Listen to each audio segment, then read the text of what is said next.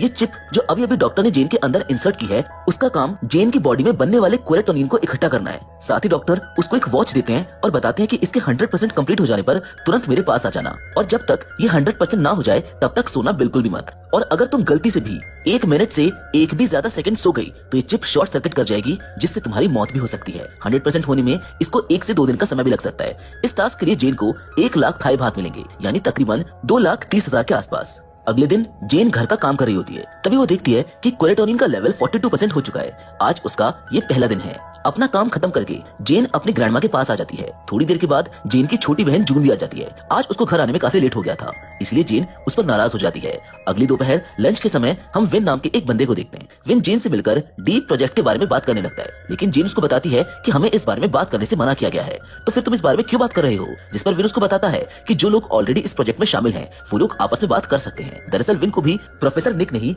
इस कंपनी के प्रोजेक्ट के बारे में बताया था। तभी हम सिन को देखते हैं, जो इंस्टा फैशन ब्लॉगर और इंस्टा पर काफी फेमस है, यानी उसके कई सारे फॉलोअर्स हैं। उसको शुरुआत से ही मेडिकल लाइन में नहीं आना था, लेकिन सिन के घर के सभी लोग इसी फील्ड से हैं, इसीलिए उसको मजबूरी में ये मेडिकल कोर्स करना पड़ रहा है। जिसके बाद हम देखते हैं कि पीच जो एक गेमर है, उसकी लाइफ का सिर्फ एक ही पर्पस है, गेम खेलना। बहुत ज्यादा गेम्स खेलने की वजह से और हमेशा सबसे अलग रहने से उसकी सोशल कम्युनिकेशन स्किल, यानी लोगों से बातचीत करने का तरीका काफी खराब हो चुका है। उसको लोगों से ठीक से बात करना तक नहीं आता। सभी लोग आपस में मिलकर डिस्कस करते हैं कि वो गलती से भी सो नहीं सकते, अगर सो गए तो मारे जाएंगे। देखते ही देखते कुछ ही समय में सभी लोगों का कोलेटोनिन लेवल 100% हो जाता है। सभी लोग डॉक्टर के पास जाकर अपना चिप निकलवा लेते हैं। इसके लिए उन्हें पैसे भी मिल जाते हैं। जल्द ही पैसे लेकर सभी लोग अपने अपने प्रॉब्लम्स को दूर कर लेते हैं। जेन अपने घर का लोन भर देती है। इसके साथ ही वो बिल्कुल टेंशन फ्री हो चुकी है। एक बार फिर से चारों लोग बोलिंग क्लब में मिलते हैं, जहाँ जेन सबसे पूछती है कि अगर इस बार डॉक्टर हेंस हमें एक्सपेरिमेंट के लिए बुलाएंगे तो क्या तुम लोग जाओगे। इस पर विन कहता है कि क्यों नहीं, इस बार तो हमें और भी ज्यादा पैसे मिलेंगे। लेकिन जेन को इस बात की चिंता है कि इस बार उनको और भी ज्यादा जागना पड़ेगा।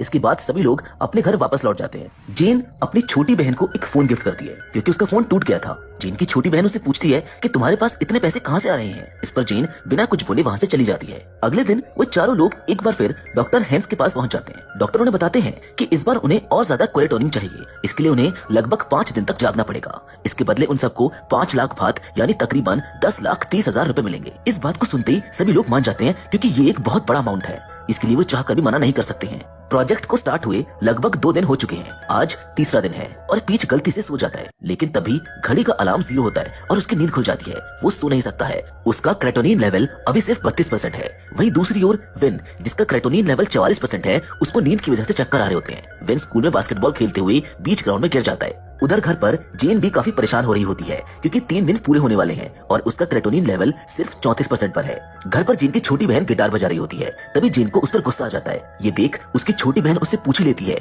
कि आखिर ये सब क्या चल रहा है और तुम्हारे पास इतने पैसे कहाँ से आ रहे हैं। जेन इसका कोई जवाब नहीं देती और वहाँ से चली जाती है। लेकिन जेन के जाने के बाद उसकी बहन के हाथ में डॉक्टर हैंक का कार्ड लग जाता है। अगली सुबह अपने कॉलेज में एक बॉडी पर काम करते हुए जेन को अपनी ग्रैंडमा दिखाई देने लगती है। दरअसल ये सब जागने की वजह से हो रहा है। ज्यादा जागने की वजह से हमारा दिमाग हेलुसिनेट करने लगता है। ये देख जेन काफी घबरा गई थी। लंच ब्रेक में सभी दोस्त मिलकर आपस में बात कर रहे होते हैं कि 4 दिन गुजर गए हैं, लेकिन ये क्रेटोनिन लेवल 100% तो छोड़ो, अभी तक 50% भी नहीं हुआ है। तभी जेन की नजर विन की वॉच पर पड़ जाती है और वो नोटिस करती है कि उसका क्रेटोनिन लेवल 52% हो चुका था, जो कि उन समय सबसे ज्यादा है। फिर जेन उससे पूछती है कि क्या तुम वर्कआउट करते हो, जिस पर विन हाँ कहता है। इससे जेन समझ जाती है कि हो ना हो क्रेटोनिन के लेवल को बढ़ाने के लिए उन्हें अपनी बॉडी मूवमेंट्स को बढ़ाना होगा। जेन की बातें सुन विन सबको पूल पार्टी का आइडिया देता है और इसके कुछ समय बाद सब लोग मिलकर पीच के घर पर पार्टी करते हैं। पीच का घर काफी अच्छा होता है, जहाँ पर वो लोग काफी ऊंचाई से कूद रहे होते हैं ताकि उनका क्रेटोनिन लेवल बढ़ सके। दूसरी ओर नींद ना आने के लिए विन सबके लिए एक मॉकटेल बनाता है। साथ ही उसने मॉकटेल में कुछ मिला भी दिया था ताकि सभी की नींद उड़ जाए।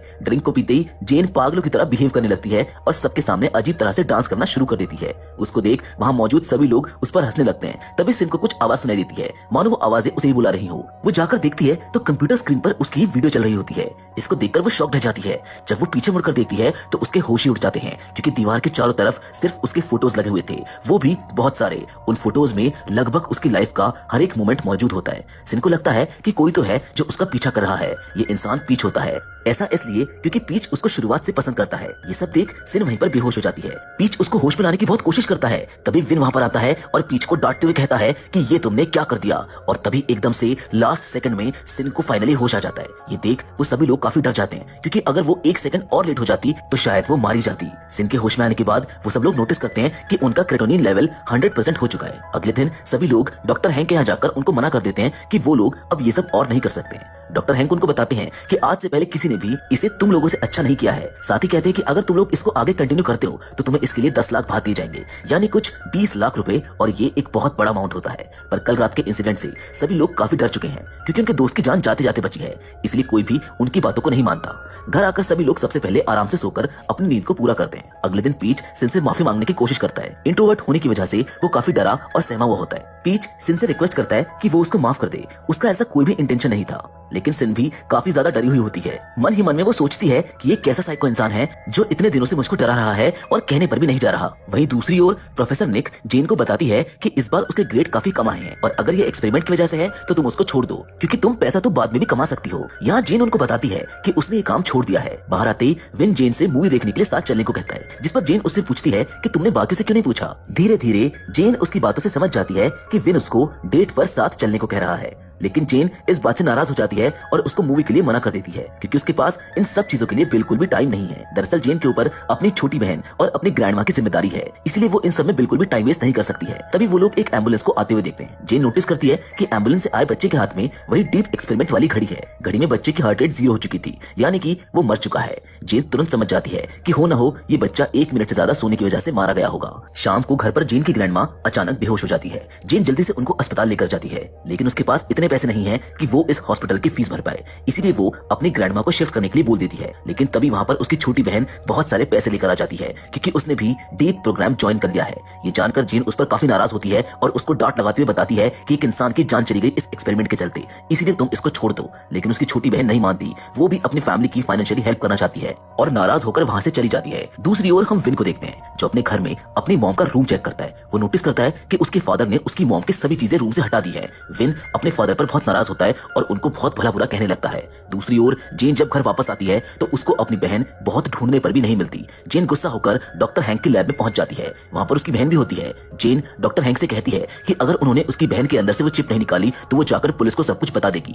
डॉक्टर हैंक उसको याद दिलाते हैं कि तुमने पेपर्स पर साइन किए हैं कि तुम इसके बारे में किसी को नहीं बताओगी, वरना तुम्हें मुश्किल झेलनी पड़ सकती है। इसके साथ डॉक्टर हैंक उससे कहते हैं कि अगर तुम और तुम्हारे दोस्त लेवल 3 के लिए मान जाते हो तो मैं तुम्हारी बहन के अंदर से चिप निकाल दूंगा। जेन जल्द ही सबसे मिलकर उन्हें सारी सिचुएशन समझाते हुए डीप लेवल 3 के लिए चलने को कहती है। साथ ही में वो बताती है कि उसकी छोटी बहन का डीप लेवल 2 स्टार्ट हो चुका है और ये कितना डिफिकल्ट है ये सब बहुत अच्छे से जानते हैं। जेन की बात सुनकर विन तो तुरंत मान जाता है, लेकिन सिन और पीच इसके लिए साफ इनकार कर देते हैं क्योंकि अभी जो हाल फिलहाल में उनके साथ हुआ था उससे वो काफी डर चुके हैं। जेन उनको समझाती है कि मुझको पता है कि नेक्स्ट लेवल और भी ज्यादा डिफिकल्ट होगा, लेकिन मेरी बहन अभी बस एक छोटी बच्ची है और हम तो बड़े हैं, कैसे भी करके कोई रास्ता निकाल ही लेंगे इसको कंप्लीट करने का। लेकिन सिन और पीच फिर भी नहीं मानते, जो कहीं ना कहीं सही भी है। जिस खौफनाक मंजर से होकर वो लोग गुजरते हैं वो सच में दर्द देने वाला था। विन सिन को बताता है कि अगर उस दिन जेन नहीं होती तो शायद तुम आज यहाँ पर नहीं बैठी होती। उस दिन तुम्हारी जान जेन नहीं बचाई थी। मगर ये सुनकर सिन वहाँ से उठकर चली जाती है। अगले दिन जेन, उसकी छोटी बहन और विन डॉक्टर हैंक की लैब में जा पहुंचते हैं। वो देखते हैं कि पीच पहले से वहाँ पर मौजूद है। दरअसल जेन को ऐसे बीच में छोड़कर जाने की वजह से